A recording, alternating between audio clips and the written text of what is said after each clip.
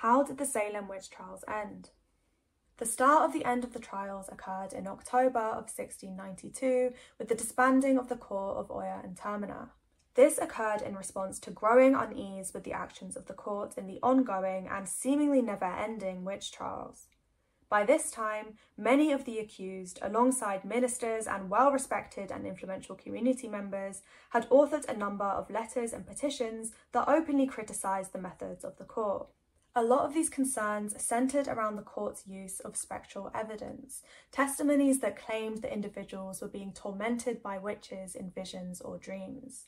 Governor Phipps, who had himself created the court, had also seen his wife Lady Phipps be named as a witch by a witness.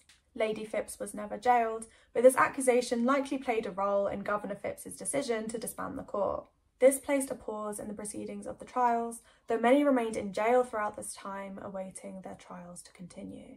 In January of 1693, the new Massachusetts Supreme Court of Judicature was formed, which is in fact the same court used in Massachusetts to this day. The formation of this court meant that the Salem witch trials were to be resumed. However, there was one very key difference. This court would not accept the controversial spectral evidence that had been used by the previous court. Spectral evidence was a major factor in the numbers of convictions and executions that had taken place over 1692, so the fact that it would no longer be accepted was extremely significant. Previous convictions still remained from the previous court, and 3 more individuals were actually found guilty during this time.